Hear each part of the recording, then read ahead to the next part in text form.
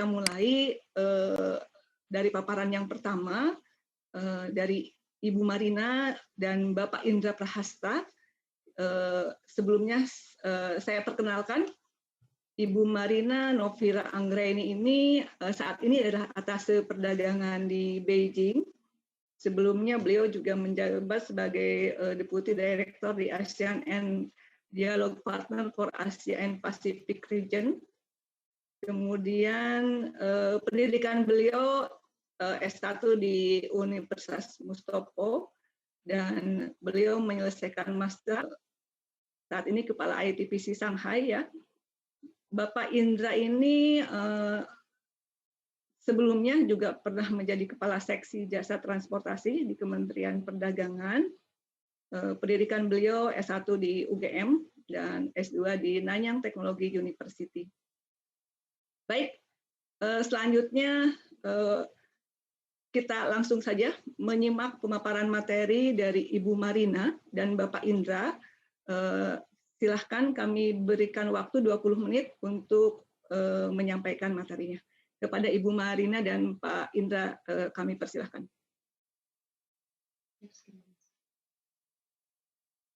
Baik, terima kasih Ibu Moderator. Apakah suara saya terdengar jelas di sana? Terdengar. Oke. Yang terhormat Bapak Dubes, kebetulan memang agak sedikit ada kendala koneksi karena beliau saat ini sedang berada dalam forum di Provinsi Hainan. Jadi kami juga nanti akan sampaikan melalui PPEI untuk bahan speech beliau. Kemudian yang terhormat Bapak Dirjen PAN, Bapak Kepala Balai Besar PPEI, Ketum GAPMI dan juga Sekjen GAPMI, Kepala Sekolah Ekspor, Kepala Bank Indonesia Perwakilan Beijing, dan juga perwakilan dari seluruh provinsi, beberapa provinsi di Indonesia, Kepala ITPC Shanghai, teman-teman juga di ITPC Shanghai, para pelaku usaha, dan seluruh peserta webinar pagi hari ini. Terima kasih banyak atas kesempatan yang diberikan kepada kami. Mohon di share screen, Mas.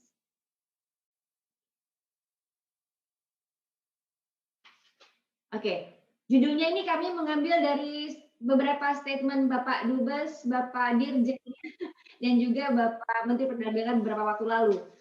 Gempur produk makanan minuman Indonesia ke Tiongkok. Tadi ini sudah disampaikan cukup detail oleh Pak Dubes bahwa memang pada tahun 2020 kita mengalami peningkatan ekspor yang cukup signifikan dan juga berhasil untuk mengatasi trade balance cukup baik ya. Bisa dilihat dalam tabel ini. Data ini kami dapatkan dari data China Custom. Next slide. Melihat nilai ekspor Indonesia ke Tiongkok dibandingkan dengan negara-negara anggota ASEAN lainnya, kalau tahun 2019 itu posisi atau peringkat Indonesia berada di peringkat kelima. Nah, di tahun 2020 meningkat menjadi peringkat keempat. 2019 di peringkat kelima, kemudian di 2020 ke peringkat keempat. Harapan kami tentunya Indonesia bisa berada di posisi yang lebih tinggi lagi, mengingat kita punya potensi yang luar biasa dan juga keragaman produk yang sangat banyak. Dan tentunya barang-barang yang punya daya saing yang juga cukup tinggi dan punya potensi tinggi untuk bisa masuk ke pasar Tiongkok. Next. Tahun 2020 ini adalah catatan kami mengenai produk unggulan dan potensial Indonesia yang nilai ekspornya naik secara signifikan atau meningkat lebih besar di atas 15% dibandingkan dengan total ekspor tahun 2019. Beberapa kami highlight dalam warna merah. Dan produk-produk ini masuk dalam kategori HS untuk produk makanan dan minuman. Contohnya produk susu, telur unggas dan lain-lain itu meningkat 87,96%, hampir 88%. Kemudian ada lagi kopi, teh, dan rempah-rempah itu juga meningkat di atas 170%. Buah-buahan atau buah dalam tempurung juga yang dapat dimakan meningkat hampir 75%. Bermacam-macam olahan yang dapat dimakan itu juga peningkatannya signifikan. Sayuran, akar bonggol yang dapat dimakan juga signifikan. Minuman, alkohol dan cuka juga meningkat di atas 120%. Gula dan kembang gula juga peningkatannya sangat signifikan ya, di atas 300%. Kemudian produk industri penggilingan, malt, pati, gluten, gandum ini juga meningkat di atas 1.820%. Artinya potensi Indonesia untuk menggempur pasar Tiongkok ini sangat besar. Jadi memang kita perlu menghadapi tantangannya dengan melakukan beberapa upaya dan kolaborasi. Nah, kemudian bagaimana sih kebutuhan Tiongkok dari dunia? Ini bisa kita lihat dari berapa besar nilai impor Tiongkok dari dunia. Kami coba contohkan data tahun 2020. HS yang kami cantumkan di sini adalah kode HS untuk produk makanan dan minuman. Memang mungkin kalau HS 2 digit tidak bisa melihat secara clear ya. Seharusnya bisa kita tampilkan dalam HS 4 digit paling tidak. Tetapi kalau HS 4 digit yang kami tampilkan di sini, itu kurang lebih ada sekitar 80 HS code. Nah, sementara kalau kami cantumkan dalam HS 8 digit itu bisa menampilkan lebih dari 680 kode HS. Jadi ini hanya sebagai gambaran beberapa produk-produk dalam HS makanan dan minuman. Nah, contohnya misalkan di 03, Bapak dan Ibu bisa lihat bahwa meskipun persentase change-nya itu ada penurunan di tahun 2020, karena kita tahu ada beberapa kendala di produk ini, tetapi kalau kita lihat dari pangsanya, baru mencapai 5,5% di tahun 2020. Dan pangsa ini tentunya masih bisa kita tingkatkan lagi. Untuk di HS03 ada beberapa produk makanan dan minuman yang masuk di sana seperti 0306, 0307, dan 0308. Kemudian mungkin saya ambil contoh lagi HS20. HS20 ini cukup banyak yang masuk kategori makanan dan minuman. Nah, kita juga mengalami sedikit penurunan di tahun 2020, namun untuk pangsa pun sebetulnya harus kita tingkatkan lagi karena pangsa Indonesia untuk produk di HS20 ini baru mencapai tidak sampai 1%, baru mencapai 0,95%. Kemudian juga yang paling besar kita lihat di sini misalkan adalah HS09. Nah, HS09 ini peningkatannya ke Tiongkok mencapai hampir 30%. Namun, kalau dilihat dari pangsa, kita baru menguasai 11,8 pangsa di Tiongkok. Jadi artinya perlu banyak yang kita harus lakukan bersama agar ada peningkatan yang signifikan di tahun 2021 dan tahun-tahun ke depan. Next slide. Meninjau pasar dan tren saat ini di Tiongkok. Yang pertama, tingkat perekonomian atau pendapatan masyarakatnya meningkat. Nah, kemudian juga permintaan untuk produk makanan dan minuman tumbuh secara pesat, terutama menggunakan online. Meskipun offline juga sangat penting dalam pemasaran produk. Di China itu mulai dari semester kedua tahun 2020 untuk pameran offline sudah berlangsung. Dan saat ini di 2021 sudah sangat kencang sekali pelaksanaan pameran-pameran offline di China. Kemudian keamanan dan rasa adalah hal yang wajib dan utama bagi konsumen di Tiongkok. Konsumen itu juga walaupun mereka price sensitif, tapi mereka bisa lebih berkualitas, yang lebih segar, lebih sehat, lebih aman, dan juga pelayanannya lebih ramah. Konsumen menyukai produk yang disajikan dengan menarik dan unik. Nanti kami akan sampaikan beberapa contoh bentuk-bentuk kemasan produk-produk Indonesia yang masuk ke Tiongkok atau produk Tiongkok yang memang sangat digemari di Tiongkok. Dan lebih dari 900 juta konsumen dan pengusaha merupakan pengguna aktif WeChat.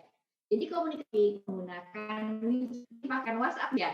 Nah, saran kami mungkin memang sudah mulai mendownload WeChat untuk bisa dimaksimalkan fungsinya agar bisa melakukan komunikasi langsung dengan para calon buyer. Belanja online tentunya mengubah kebiasaan konsumsi masyarakat. Bagaimana preferensi konsumen di Tiongkok? Yang terpenting, manfaat baik itu misalkan nilai gizi, kandungan, protein dan kesehatan itu juga menjadi preferensi konsumen di Tiongkok. Kemasannya menarik, kemasannya warnanya cerah, usually pakai warna merah dan juga warna gold. Itu dan bisa dijadikan sebagai hadiah atau gift. Branding dan prestis juga menjadi preferensi, kemudian melakukan promosi secara intensif agar masyarakat di China juga bisa memberikan masukan untuk mengevaluasi produk. Contoh-contohnya ada di depan saya. Ini permen, ini sudah masuk ke Tiongkok, kemudian juga ada produk minuman. Nah, ricis nabati sudah masuk ke Tiongkok. Saya nggak tahu ya kalau di Indonesia yang strawberry udah masuk belum. Di sini sudah masuk.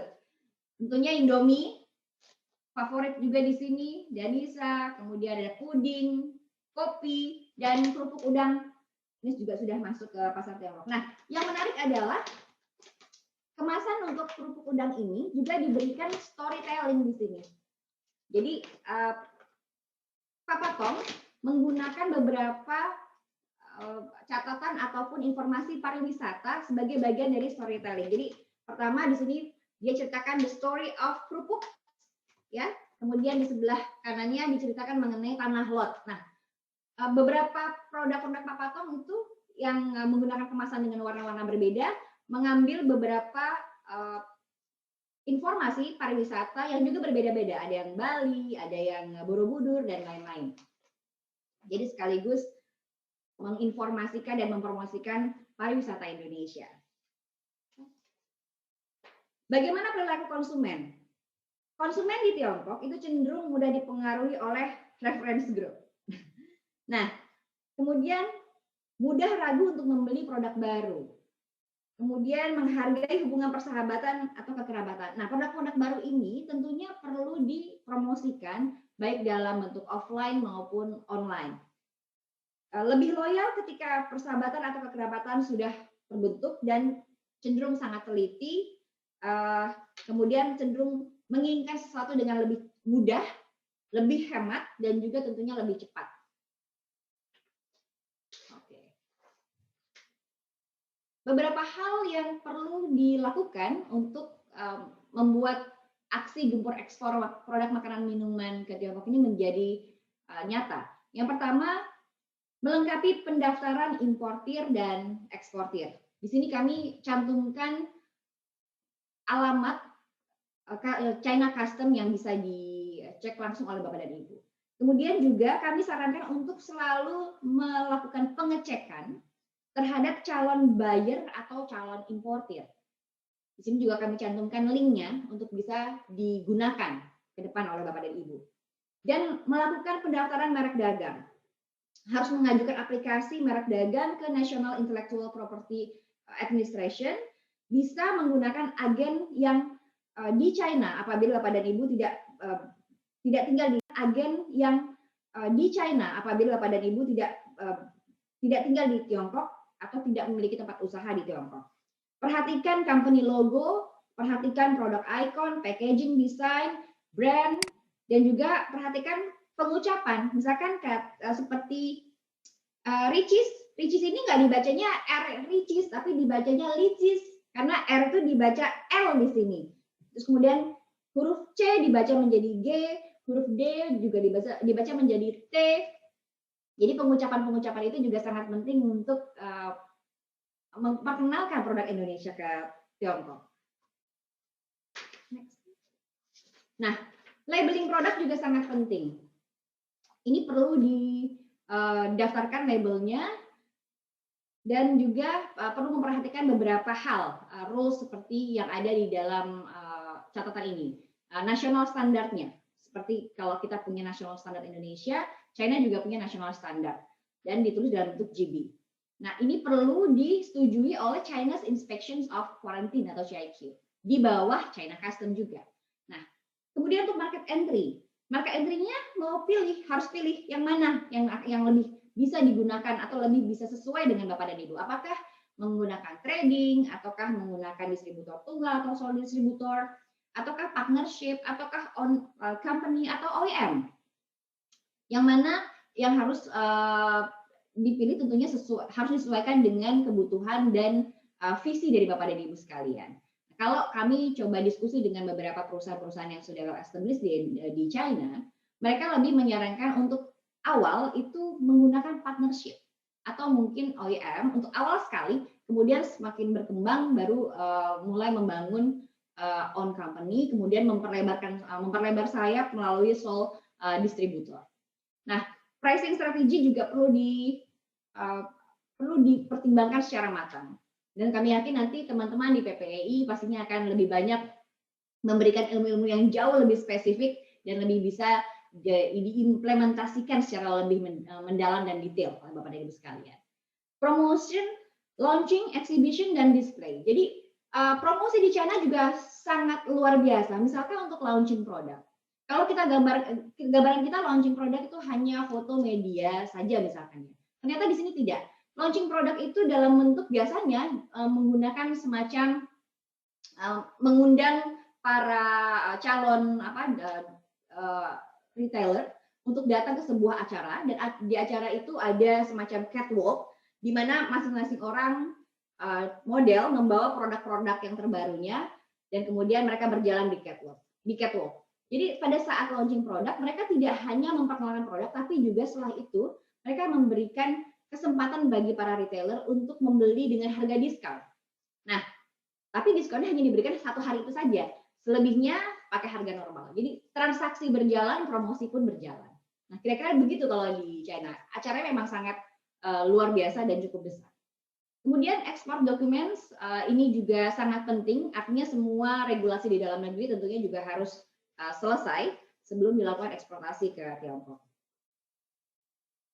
Chinese label terkait dengan label-label produk seperti yang tadi disampaikan mengenai GB, ini kami cantumkan linknya untuk dipelajari lebih lanjut dan kebetulan ada link yang berbahasa Inggris karena hampir semua regulasi di China itu menggunakan bahasa Mandarin. Nah, artinya adalah bahwa Chinese labeling, di sini kami highlight beberapa hal yang sangat penting saja.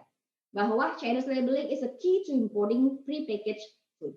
Nah, prepackaged food that do not have Chinese label, Chinese instruction, or label or instruction that do not meet the above requirement shall not be imported. Jadi artinya Chinese labeling ini harus juga diselesaikan untuk sebelum produk masuk ke pasar Tiongkok. Oke. Nah, kiat penetrasi pasar sebetulnya beberapa hal juga sudah disampaikan oleh Bapak Dubes. Yang pertama adalah kami ingin mengingatkan dan kami juga berharap Bapak dan Ibu mengembangkan pemikiran yang positif untuk bisa melakukan penetrasi pasar ke Tiongkok. Dan bertanya kepada diri sendiri, sudah siapkah saya untuk melakukan ekspor ke pasar Tiongkok? Karena untuk masuk ke pasar Tiongkok itu, kalau kami bisa memberikan gambaran begini, pasar Tiongkok adalah pasar yang sangat besar, tapi juga tanda kutip berbahaya. Artinya hanya orang-orang yang siap, hanya yang memiliki daya juang, niat, dan visi yang panjang yang memang pada akhirnya akan berhasil. Karena perjuangan untuk bisa mempenetrasi pasar ke Tiongkok ini tidak sebentar. Jangan bayangkan bahwa untuk masuk ke pasar Tiongkok ini hanya 3 bulan, atau sebulan, 2 bulan gitu ya. Ini bisa mengambil waktu at least 1, 2, 3 tahun. Saya harus sampaikan demikian di sini karena nanti dibilang memberikan janji-janji muluk. Tapi that's a reality yang harus saya sampaikan. Karena itu saya cantumkan di sini yang pertama adalah daya juang, niat, dan visi panjang. Yang kedua, semangat kemitraan yang jangka panjang. Jadi tidak hanya mengejar profit jangka pendek, dan itu akan lebih diapresiasi oleh para buyer atau mitra dagangnya di Tiongkok. Barang-barang yang berteknologi memiliki peluang yang cukup besar untuk masuk ke pasar Tiongkok. Dan juga barang-barang konsumsi pribadi itu memiliki potensi yang luar biasa. Yang kedua, tentunya memanfaatkan perjanjian internasional. Kita punya ASEAN-China FTA, ada tarif preferensi yang sudah dibangun oleh government dengan mitra dagangnya untuk bisa dimanfaatkan. Sayangnya, kalau saya boleh sampaikan di sini, utilisasi atau pemanfaatan ASEAN China FTA untuk Indonesia terhadap tarif preferensi itu masih jauh di bawah beberapa negara-negara ASEAN dan juga mitranya yaitu China. China paling besar menggunakan tarif preferensi. Dia tahu betul ini bisa meningkatkan daya saing produknya. Kemudian memanfaatkan protokol karantina produk pertanian dan perikanan. Tidak semua buah-buahan Indonesia bisa masuk ke pasar Tiongkok. Ada beberapa buah yang baru bisa masuk karena sudah ada protokolnya. Yang pertama buah naga, buah manggis, buah salak, buah longan atau klengkeng, kemudian pisang sudah bisa masuk ke Tiongkok. Nah, mempelajari dan memenuhi semua regulasi di Indonesia tentu sangat penting dan juga regulasi di Tiongkok dan mempelajari rantai supply atau logistik. Tidak lupa untuk bekerja sama dan bermitra dengan Indonesia Chambers ada di China, kemudian asosiasi-asosiasi terkait, lembaga pelatihan, pusat informasi, juga kedutaan, baik kedutaan Indonesia yang ada di Tiongkok maupun kedutaan Tiongkok yang ada di Indonesia. Tentunya juga perlu fokus pada mutu produk, peningkatan daya saing, produk bernilai tambah, dan packaging produk tersebut juga. Oke. Nah, memahami dan menghadapi. Nah, ini juga tantangan yang kiranya bisa menjadi catatan untuk para pelaku usaha yang ingin melakukan penetrasi pasar ke Tiongkok. Yang pertama adalah karakter. Karakter ini berpengaruh pada pola konsumsi masyarakat. Nah, artinya mereka sangat cenderung mengikuti government regulation. Baik itu makanan, minuman, dan lain-lain. Ketika government regulation-nya mengarah pada pola hidup sehat, mereka akan sangat follow itu. Seperti halnya saat ini. Kemudian perubahan tren. Mie kuah di sini kemudian berubah menjadi trennya mie goreng. Minum teh menjadi minum kopi. Ya, meskipun untuk minum kopi ini lebih banyak dikonsumsi oleh kaum milenial, anak-anak mudanya. Nah, ada beberapa hal yang tidak berubah. Orang-orang yang lebih tua itu cenderung minum teh dibandingkan minum kopi. Kemudian juga beberapa provinsi di masyarakatnya itu tidak suka makanan-makanan pedas. Seperti di Beijing itu rasanya taste-nya ya, kalau lidah saya seperti kurang garam, kurang micin, nah kurang rasa lah gitu. Tapi kalau kita pergi ke provinsi Sichuan misalkan, oh pedas di sana. Di sana senangnya rasa pedas, rasa mala itu apa ya, lada ya, kayak sama lada yang besar-besar itu pedas banget di sana. Nah, kemudian juga cenderung tidak suka minum soda masyarakat di sini. Nah, sangat sulit kalau dihubungi dengan menggunakan Gmail karena mostly no Google, juga WhatsApp. Nah, kala itu promosi menggunakan beberapa media online di Tiongkok dengan bahasa China. Nah, jadi kami di sini mengharapkan apabila Bapak dan Ibu menyampaikan ke kami katalog produk atau hal-hal bahan media promosi, mohon dapat disampaikan dalam bentuk bilingual atau dalam bentuk bahasa Mandarin. Manfaatkan ajang pameran B2C maupun B2B, baik dalam bentuk offline maupun online. Dan menggunakan platform e-commerce di Tiongkok seperti ada Alibaba, Tmall, JD.com, WeChat Moment, dan juga ada di M-Store. Next slide. Bu Marina, waktunya 5 menit lagi ya. Ini adalah beberapa gambaran kemasan produk makanan di Tiongkok. Bu Marina, kalau kita bisa lihat yang sudah warna merah ini produk kemasan makanan untuk produk-produk seafood ya. Kemudian ada juga produk kacang-kacangan dan lain-lain. Ibu Marina, waktunya 5 menit ya. Teh jeruk, teh rasa jeruk. Jadi kemasan itu jeruk dikeringkan dalamnya, kemudian diisi teh dan dimasukkan ke dalam package yang lebih kecil lagi, baru dimasukkan ke dalam kaleng. Jadi menarik, terlihat menarik oleh buyer atau oleh customer. Kemudian promosi menggunakan influencer. Nah, contohnya adalah ini apa Tom?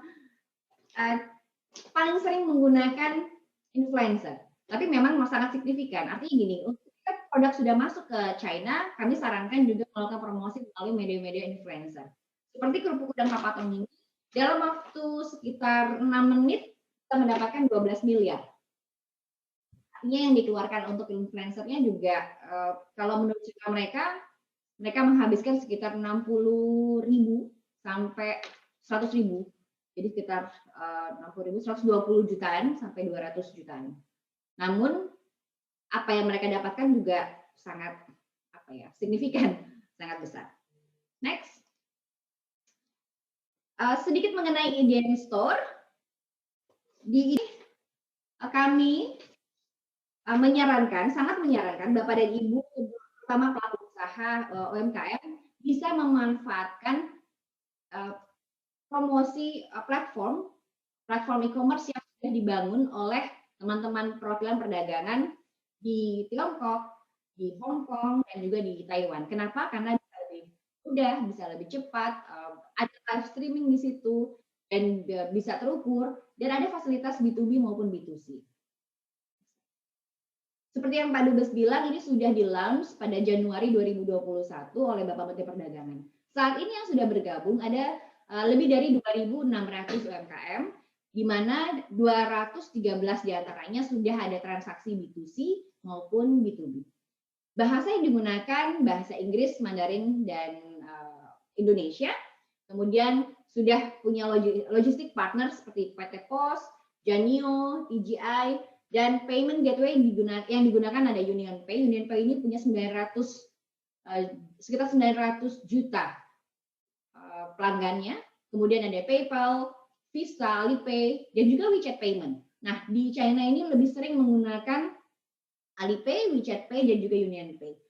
Bagaimana cara pendaftarannya? Di sini ada cara pendaftarannya, bisa dilihat di YouTube channel atau langsung masuk ke website IDN Store dan kemudian melakukan upload produk dan upload beberapa informasi perusahaan. Yang jelas bahwa tidak dikenakan biaya berlangganan atau keanggotaan.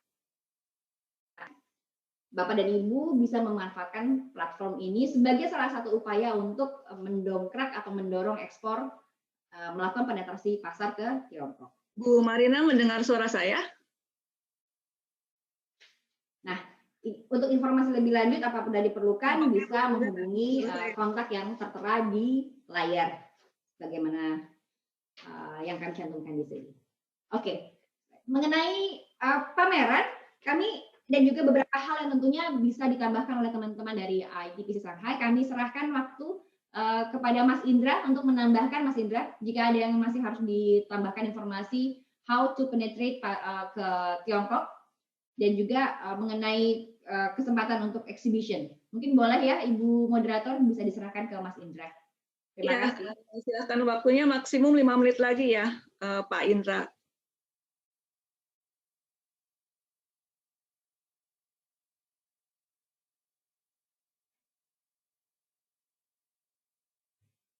Pak Indra sudah ada di sini?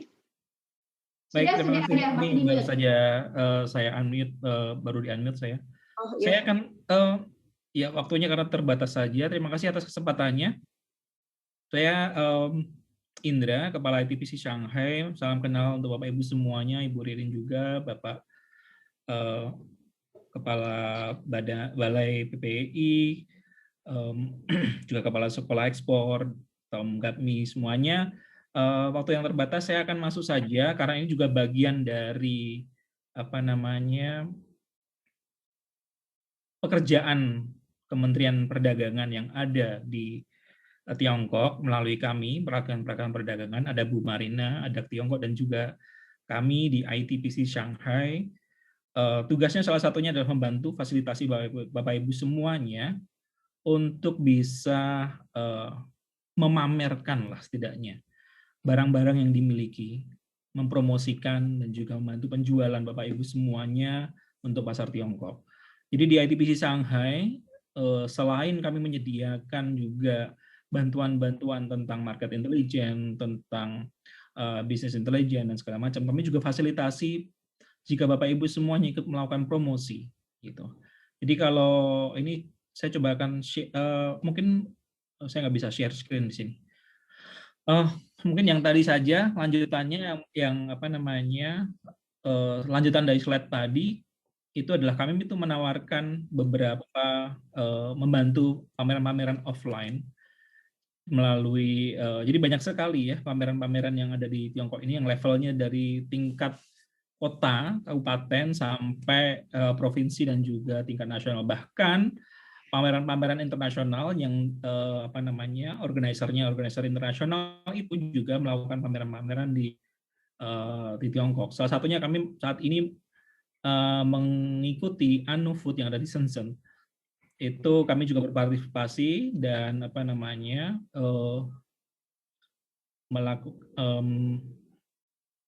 dan juga memfasilitasi beberapa perusahaan. Ini yang saya sampaikan, yang kami tampilkan di sini ada beberapa pameran yang kiranya yang berhubungan dengan produk-produk F&B. Jadi ada Shanghai International Coffee and Tea, Tea Expo, Cafe X, kemudian ada produk-produk perikanan juga, produk-produk pertanian. Selain itu juga ada Xiao China yang akan diadakan bulan depan di Shanghai. Kemudian yang pasti ada yang biasa kita selalu ikuti juga adalah China ASEAN Expo, dan juga nanti di bulan November akan ada China International Import Expo. Yang barusan kami lakukan juga adalah fasilitasi beberapa perusahaan untuk ikut di CFDF di Chengdu. Itu partisipasinya sangat bagus dan menghasilkan transaksi-transaksi yang cukup luar biasa kira-kira. Nah, saya pikir karena waktu yang terbatas, kami akan share saja. Kalau mau ada screenshot di sini, kontak kami ITPC Shanghai ada di sini. Kemudian nanti juga mungkin tim panitia juga akan share ke kontak-kontak kami untuk bagaimana bisa membantu Bapak Ibu semuanya. Kami siap untuk dihubungi dan juga kami akan membantu Bapak Ibu semuanya. Demikian, terima kasih Ibu Ririn. Saya kembalikan waktunya. Baik, terima kasih banyak Ibu Marina dan Pak Indra. Informasinya sangat lengkap dan sangat menarik. Ternyata ekspor itu luar biasa ya, peluangnya sangat besar dan tantangannya juga cukup besar. Bu Marina tadi sudah menyampaikan dengan cukup detail, bahkan sampai warna yang disukain gitu ya. Kemudian hal-hal yang terkait dengan ekspor dan lainnya. Nanti mungkin kita akan gali lebih lanjut melalui tanya jawab dengan Ibu Marina dan Pak Indra. Namun sebelumnya kita menyimak terlebih dahulu ke pembicara berikutnya. Sudah hadir di sini Pak Indrayana.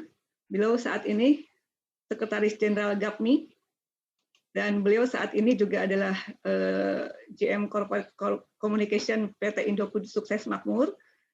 Sebelumnya Pak Indrayana ini juga banyak sekali ini pengalamannya. Kalau saya bacakan kayaknya luar biasa ya. Salah satunya beliau pernah menjadi marketing director di Samsung Electronics, kemudian regional director di Electrolux Asia, kemudian general manager Philips Electronics Asia dan lainnya. Nanti mungkin bisa diperkenalkan ya Pak Indrayana. Pak Indrayana ini satu alma mater juga dengan saya. Beliau S1 di Teknologi Pangan IPB, kemudian S2 di Central Institute of Management Jakarta.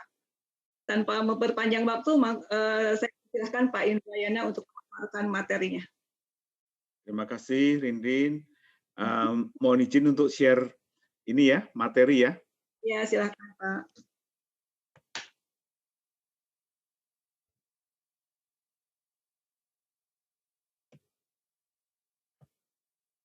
Oke, sekali lagi terima kasih dan tentunya Excellency Pak Dubes, Pak Dirjen, Pak Kasan, Pak Haryono, Pak Kepala Sekolah, adik kelas saya juga Pak Andito dari IPB.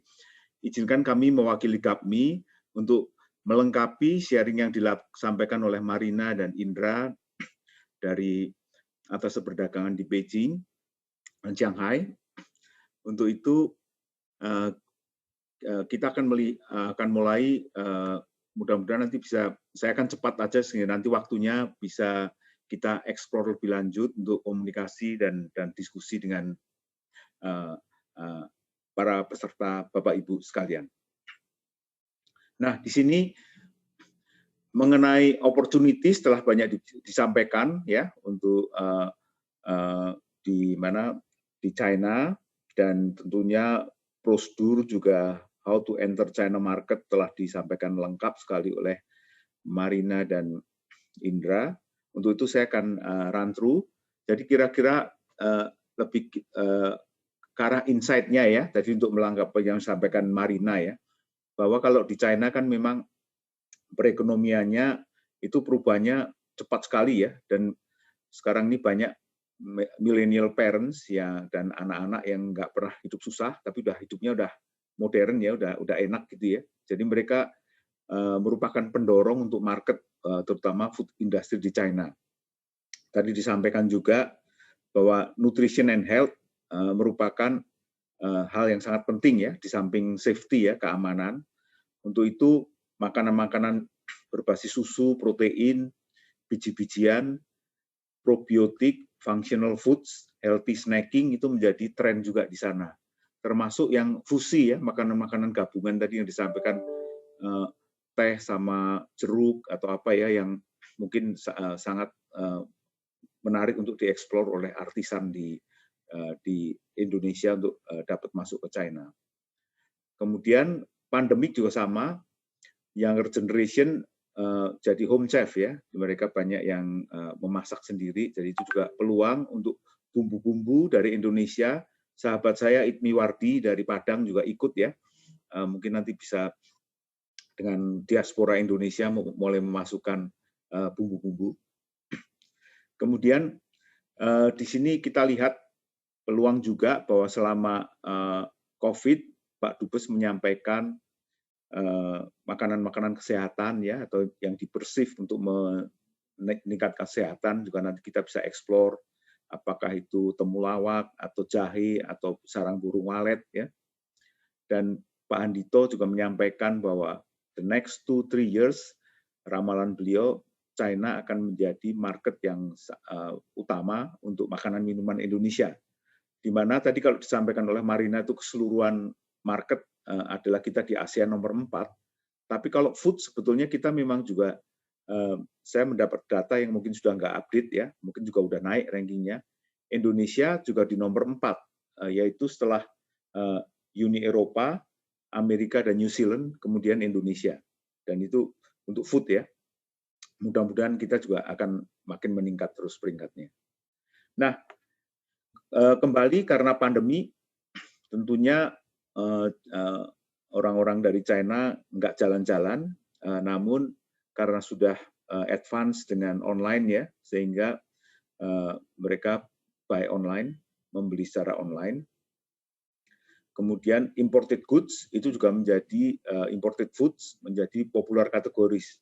Dan benar yang disampaikan oleh Pak Dubes bahwa dan Pak Kasan tentunya bahwa pada saat pandemi itu ekspor dari Indonesia, ekspor food itu banyak yang naik malah ke negara-negara lain termasuk ke China. Dan ini lifestyle untuk new generation ya, itu adalah minum-minum yang atau makanan yang sifatnya apa tadi fusion ya, gabungan ataupun kreatif, tapi yang menarik itu adalah namanya sustainability. Jadi kalau tadi Marina sampaikan dalam packagingnya itu ada story, itu ada cost related marketing ya. Jadi ada story-nya, misalnya ini apa kita ekspor kacang mede misalnya, ini dari mana yang mengumpulkan misalnya ibu-ibu yang apa nanti kalau penjualannya bisa kita berikan apa sebagian ke mereka ya, atau yang ketahuan source-nya ya, bahwa misalnya ekspor ikannya ini adalah dipancing, nggak pakai apa yang mungkin pukat harimau misalnya ya, tapi merupakan fishing, jadi itu yang sustainable fishery ya, itu juga udah mulai menarik ya. Minuman-minuman fusion ini di sini masuk ya, jeruk dengan teh ya. Ini Agli ini adalah contohnya ya, mulai jus dan juga processed foods. Ini sebetulnya kan banyak yang menjadi waste. Nah ini dibikin makanan atau dibikin minuman yang bisa kalau dibikin story yang menarik, sustainability-nya bisa menarik konsumen di Cina. Yang ini udah disampaikan tadi, kira-kira bahwa peluangnya justru imported food di China ini sekarang banyak ya, especially new generation born in China ya, yang lebih menerima culture dari luar ya, dan mau membayar untuk lebih premium, untuk produk-produk yang lebih aman, lebih baik, dan lebih menarik ya. Kemudian yang makanan-makanan yang segar ya, atau makanan-makanan yang fusion tadi sudah disampaikan, sangat menarik untuk mereka. Kemudian kalau kita lihat untuk pangan olahan, memang kelihatan sekali nanti juga kita lihat ada HS number ataupun makanan jenis apa yang dari Indonesia itu bisa diekspor ke China dan jumlahnya besar. Ternyata kalau biskuit, coklat, instan noodle ataupun nanti wafer ya, itu sangat diminati ya di China, terutama yang dari Indonesia. Tentunya kita menjadi strategi yang kita bisa eksplor lebih lanjut. Kemudian tentunya yang online udah nggak asing lagi ya, karena apalagi setelah terjadi pandemi COVID, semakin meningkat lagi ya penjualan online, dan tadi terus disampaikan dengan sangat detail oleh Marina. Nah ini juga sama regulatorinya. Pertama memang harus serius karena ada berlapis-lapis juga ya, setiap negara pasti punya proteksi untuk untuk food regulatorinya untuk import ya, sehingga ada multi layer ya, jadi ada yang pre-inspection-nya dulu, kemudian selama nanti ada waktu masuk, labeling, dan tentunya nanti setelah post inspection juga nantinya pasti ada. Jadi diperlukan keseriusan untuk memasukin China market dan tahap-tahap yang di sana. Nah, opportunity-nya menarik karena tarifnya makin menurun ya. Kemudian di sini customer atau pertumbuhan kelas menengah yang makin tinggi untuk membeli imported food product makin besar, dan reputation karena kalau apalagi yang produk-produk yang sudah brand-nya kuat itu akan lebih disukai karena mereka senang dengan branded ya, branded dari luar ya. Kemudian banyak yang digunakan untuk gift ya, sehingga perlu kita mengintrospeksi juga kalau untuk yang branded food, apakah brand kita ini sudah cukup menarik, kemudian awareness-nya kira-kira gimana ya, apakah saya nanti perlu pakai trader aja atau distributor atau masuk sendiri, tadi dijelaskan secara detail. Mudah-mudahan ini menjadi satu referensi juga buat Bapak Ibu sekalian. Nah ini kita lihat top 20 ekspor semi processed and processed food dari Indonesia di tahun 2020. Di sini menarik sekali bahwa wafer adalah paling tinggi ya. Nanti saya akan eksplor di belakang ya, kenapa wafer ini menjadi sangat tinggi di sana, karena kita memiliki competitive advantages di mana kita bisa masuk ya. Tentunya biskuit juga sama, tadi disampaikan Danisa, Monde, ataupun dari perusahaan-perusahaan kita banyak yang biskuitnya masuk ke China ya. Kemudian hasil-hasil dari palm oil, fat and oil ini juga besar ya. Cocoa base ya. Kalau orang China udah suka coklat, nanti pasti ini demand-nya juga akan meningkat ya, diperkirakan ya. Dan Indonesia sekarang kapasitasnya juga sangat tinggi untuk memproses coklat ya. Kemudian kopi dan seterusnya. Ini adalah produk-produk kita yang diekspor ke sana gitu. Sedangkan yang diimpor relatif lebih basic ya, lebih ke raw material seperti glukos, starch, pati-patian ya, ataupun mungkin ini ya, nanti kita bisa eksplor lebih lanjut. Tentunya kita lebih fokus yang ekspor. Nah, di sini kalau brand, saya hanya mengulangin bahwa brand itu sangat penting, sehingga kita harus sama-sama mendevelop brand, baik yang lokal untuk ekspor, baik IKM juga bisa untuk mendevelop brandnya ya, sehingga nanti bisa berjaya di luar negeri. Javara contohnya ya, itu perusahaan yang sangat sukses sekarang di luar negeri juga awalnya dari ini ya, develop brand dulu. Ini beberapa tadi kalau dibilang GVC itu adalah global value chain ya, bahwa memang kita untuk menjadi memiliki suatu produk yang kompetitif, maka produk ini harus mengikuti awalnya juga harus kompetitif ya. Jadi raw materialnya harus secara global, harus berkompetisi juga ya. Seperti kalau kita ingat ada Nutella ya, itu di Itali, itu bahannya nggak ada yang Itali punya, tapi misalnya minyak sawitnya itu dari Indonesia atau dari Malaysia, coklatnya dari Afrika, mungkin packagingnya juga dari mana, tapi nanti diolah di situ menjadi satu branded coklat spread yang menjadi global company. Nah ini juga sama di Indonesia ini kita perlu memperhatikan global value chain sehingga dari raw material maupun ini competitive advantage dari produk kita dapatkan, dan apalagi ditambah dengan brand ya, nanti brandnya akan mendorong ekspornya lebih kompetitif dan memberikan benefit untuk semua perusahaan maupun masyarakat di belakangnya. Nah ini konsep di IKAPMI bahwa global value chain sangat penting untuk raw material supply, dan nantinya kalau teman-teman dari IKM itu juga bisa nggak hanya konsentrasi kepada finish product, tapi juga bisa ke raw material supply-nya. Jadi kalau kita memiliki raw material supply yang Indonesia sangat kompetitif, number one in Indonesia, number one in the world, contohnya misalnya sawit ya. Nah, jenis itu dari kelapa atau dari mungkin vanili atau dari mungkin bumbu-bumbu yang khas ya, unique taste of Indonesia, itu nanti kalau bisa kita kemas, di package menjadi value added product, itu menjadi sangat menarik ya. Misalnya tadi kalau gandum diimpor, tapi hasilnya menjadi biskuit, menjadi wafer, ternyata banyak sekali diekspor keluar.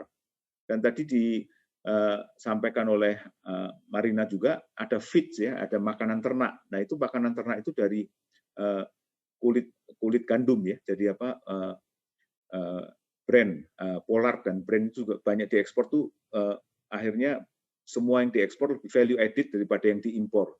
Inilah pentingnya global value chain ke dalam competition supaya kita bisa compete di domestik dan local market dan tentunya di luar negeri secara ekspor.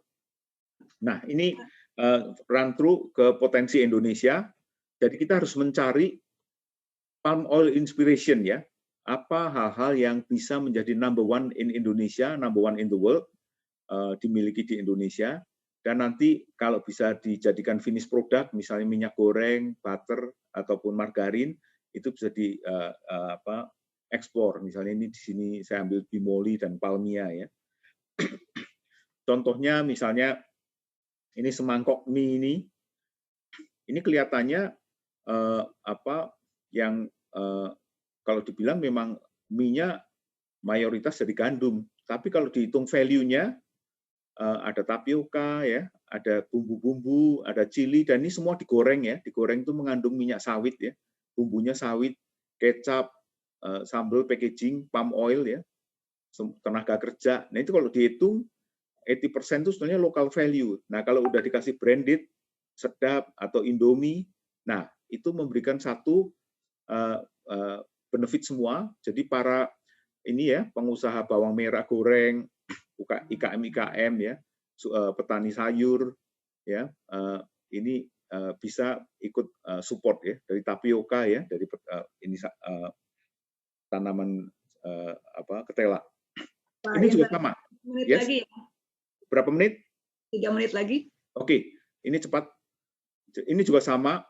Wafer ini isinya tuh kan banyak fat ya, atau lemak minyak.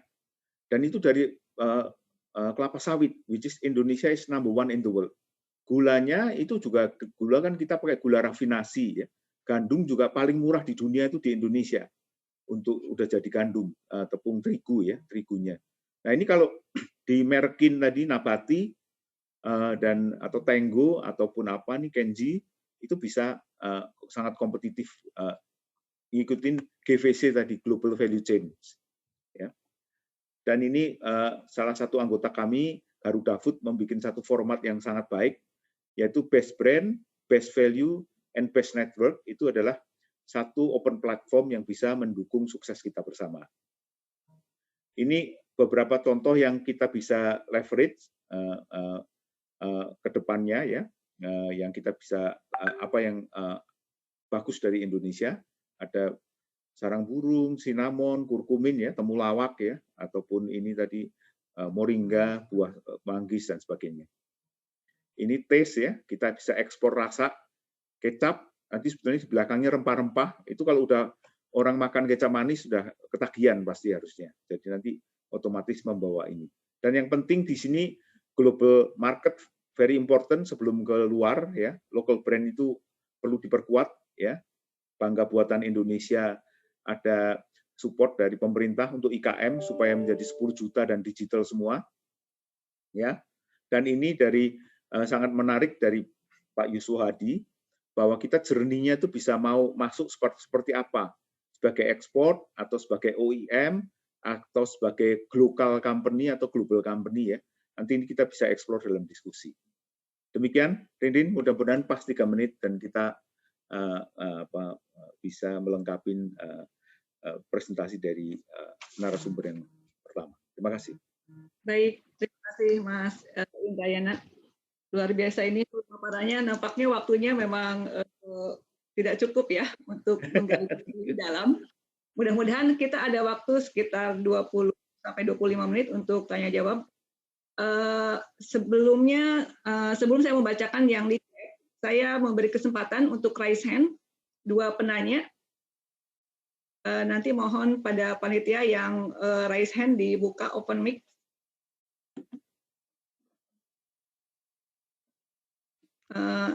Ada yang bertanya? Mungkin saya bisa sharing sedikit, Bu, barangkali. Oh, iya silakan, Pak. Pak Handito. Ya, baik, terima kasih Bu Rinrin. Jadi saya melengkapi saja apa yang disampaikan tadi oleh Pak Sekjen, karena mandat saya kalau di GAPMI ya ada ketua umum, ada sekjen. Ini kebetulan ini adik kelasnya Ibu Rin juga saya. Saya masih muda. Kan kalau tadi disebut Pak Indra. Ya, saya share sedikit saja karena udah kepalang ini terinspirasi oleh Pak Indra, memang udah tertulis juga. Tapi saya mau terima kasih nih atas kolaborasi yang baik ini antara PPI, GAPMI dengan Sekolah Ekspor. Cuman ini, maaf ini mepet-mepet banget itunya. Dari tadi sudah ada 300 orang yang naik turun gitu, jadi pasti ada yang nggak bisa masuk ini ya. Nah, saya mau sedikit saja sampaikan, ini kan gempur pasar Tiongkok gitu ya. Jadi apa yang harus dilakukan untuk gempur pasar Tiongkok, karena saya rasa sudah memang harus begitu. Nah, ini memang kita perlu garis bawahi akselerasi pencetakan 500.000 eksportir baru di 2030 melalui kolaborasi PPI, GAPMI dan Sekolah Ekspor. Jadi kita sudah bersepakat untuk kita gempur pasar Tiongkok dengan sebaik-baiknya khususnya untuk produk pangan. Nah, saya mau remind sedikit saja bahwa tadi kita mengatakan kita ini perlu masuk ke pasar China dan apalagi juga dengan mengoptimalkan marketplace. Nah, ini ada kejadian penting 19 Desember 2019 itu ada ekspor perdana produk UKM melalui PLB e-commerce. Sebenarnya yang perdana itu karena melalui PLB e-commerce-nya sebenarnya. Waktu itu hanya 1 kontainer produk yang kita ekspor, tapi punya lebih dari 100 UKM, lebih dari 600 produk, nilainya nggak sampai 500 juta, sehingga rata-rata nggak sampai 5 juta. Waktu itu dilepas oleh Menteri Perdagangan dan Menteri Koperasi UKM sama Dirjen Bea Cukai. Waktu itu sama ada pengurus Kadin, macam-macam dari GAPMI dan juga hadir. Nah, dari sana kemudian memang lahirlah animo untuk mengekspor lebih banyak lagi, dan sebagian besar dari produk ini adalah produk pangan waktu itu ya. Nah, dari situ kemudian lahir Sekolah Ekspor tanggal 19 Agustus 2020. Kemudian saya langsung saja, tanggal 17 Februari 2011 baru 21 barusan itu diresmikan itu program kolaborasi 500.000 eksportir baru yang waktu itu ada Ketua Umum GAPMI, ada Pak Adi Lukman di situ, ada Ketua Umum GPI dan juga dari Aprindo, IDEA dan PBI ya. Nah, ini kejadian yang waktu itu ini menunjukkan kerukunannya, jadi rukun pokoknya gitu ya. Nah, jadi ini peresmiannya. Ini sebenarnya ini juga sejalan dengan programnya selama ini didorong di Kadin, didorong untuk melakukan pengembangan ekspor naik 500%. Itu intinya cuma ada 5 nih: penambahan jumlah eksportir, diversifikasi produk, pengembangan pasar ekspor, peningkatan harga ekspor, dan pengembangan ekosistem ekspor. Nah, saya ingin menggarisbawahi ini, saya nggak lanjutkan materinya biar nggak terlalu banyak, tapi sebenarnya nanti saya share screen aja ya, saya kirim aja. Tetapi pada dasarnya begini, kalau kita bicara tentang ekspor, memang kita ini sekarang harus berkolaborasi gitu loh. Intinya hanya itu saja, bahwa nah ini masuk ke pasar China ini perlu dilakukan dengan sebaik-baiknya, karena kalau kita bisa optimalkan dengan baik, saya yakin nih pasti dapat nih kita ini. Nah, tetapi memang untuk bisa ke sana ini ada ini ya. Untuk bisa ke sana memang kita perlu melakukan usaha-usaha yang istimewa. Saya ingin menggagas begini, karena ini memang ada kolaborasi bersama yang kita sudah sepakati antara pihak-pihak yang bekerja sama ini. Nah, kita bikin ini langkah-langkah konkretnya gitu ya. Jadi langkah-langkah konkretnya itu apa? Langkah-langkah konkretnya itu sebenarnya adalah kita akan dorong supaya ada sinergi antara penyiapan UKM-nya. Nah, kita lagi buka pendaftaran sebenarnya nggak hanya UKM ya, tapi kita memang kali ini prioritas kepada UKM yang pangan. Ya, kita buka pendaftaran. Ayo daftar menjadi eksportir ke pasar China. Nah, ini nanti akan diemong bersama-sama oleh GAPMI, oleh PPI, oleh Sekolah Ekspor gitu. Nah, dari sana kita nanti akan bikin program pameran bersama-sama nanti di China. Tadi ada banyak pameran yang sudah disampaikan Pak Indra tadi. Nah, kemudian kita juga memanfaatkan e-commerce setempat gitu. Tapi kalau kita bisa sama-sama, maka lebih hemat, lebih efisien gitu, dan pasti lebih efektif. Saya rasa itu saja yang saya ingin sampaikan. Terima kasih tambahannya, Bu. Baik, terima kasih Mas Handito. Ini senior saya, junior saya ya Mas. Apa angkatan 19? Katanya Sarah Mas di sini bilang angkatan. Jadi menarik ya. Jadi memang bersama-sama itu lebih meringankan, lebih memudahkan. Mudah-mudahan ini menjadi ajang kita juga, menjadi wahana kita juga untuk saling menguatkan untuk bisa ekspor bersama. Seperti tadi disampaikan Mas Indrayana bahwa memang bukan hanya perusahaan besar yang bisa ekspor ke China, tapi UMKM juga sangat berpeluang. Oke, sudah ada 5 orang yang raise hand. Saya persilakan yang pertama dari CP Karya tidak terlalu terbaca, boleh di unmute. Yang berikutnya ada Mas Reja ya. Nanti tolong siap-siap setelah itu. Ya, silakan. Sudah unmute? Sudah terdengar. Bismillahirrahmanirrahim. Assalamualaikum warahmatullahi wabarakatuh. Salam kenal untuk semua. Saya adalah UKM baru. Nama saya Dewi Anjani, CEO dari CV Karya Nelayan. Nah, usaha saya ini bergerak di bidang hasil laut, di mana produk yang saya pasarkan itu adalah semacam sirip hiu, teripang laut, dan juga abalon. Nah, kendala saya biasanya ini untuk menembus pasar Cina adalah banyaknya broker yang masuk ke Indonesia. Terus, bagaimana cara saya ini untuk bisa membuat sebagaimana yang saya lihat di pasar-pasar Cina itu, di mana produk yang ada di Indonesia ini datang ke sana, di packaging di sana, dengan packaging yang sangat baik, dan itu bisa kami tiru dan dapat bantuan dari pemerintah.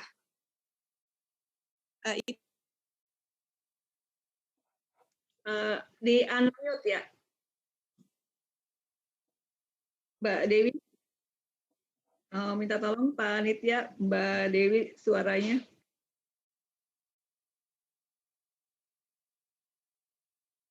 Mbak Dewi. Ya, silakan. Oke. Mbak. Seperti ini. Untuk siapa ya Mbak Dewi? mungkin untuk kepada pemerintahan atau yang terkait bagaimana caranya agar UKM seperti saya ini yang dimana produk saya adalah salah satu produk primadona di pasar Cina seperti sirip hiu, teripang, itu kan salah satu makanan bisa dibilang adalah makanan tradisional di Cina. Nah, kami ini adalah salah satu perusahaan atau perusahaan kecil UKM yang menginginkan ekspansi. Halo? Ya, boleh dipersingkat pertanyaannya Mbak Dewi. Bagaimanakah cara kami untuk bisa menaikkan ekspansi ke negara Cina? Bantuan-bantuan apa yang kira-kira yang bisa kami dapat sehingga bisa menemukan jalan untuk mendapatkan buyer yang sebenar-benarnya buyer. Karena mungkin kita semua tahu bagaimana caranya untuk masuk ke Cina itu banyak sekali orang-orang yang mungkin kita sudah tahu susah ataupun banyak sekali kegagalan yang bisa kita temukan di dalamnya. Terima kasih. Baik, terima kasih Mbak Dewi. Tetap semangat ya. Ya. Sebelum Benar. kita mendengar jawabannya, persilakan Mas Rey untuk pertanyaan berikutnya. Terima kasih semuanya. Mas Reja, ya silakan Mas Reja. Bismillahirrahmanirrahim. Selamat pagi. Assalamualaikum warahmatullahi wabarakatuh. Perkenalkan, saya Reza dari PT Triton Nusantara Tangguh. Jadi perusahaan kita ini merupakan perusahaan ekspor produk pertanian, di mana biasanya kita ekspor ke beberapa di negara Asia dan juga Eropa. Nah, saya ingin lebih spesifik kepada pertanyaan kepada Manggis. Itu kan saya biasanya ekspornya ke Kanada.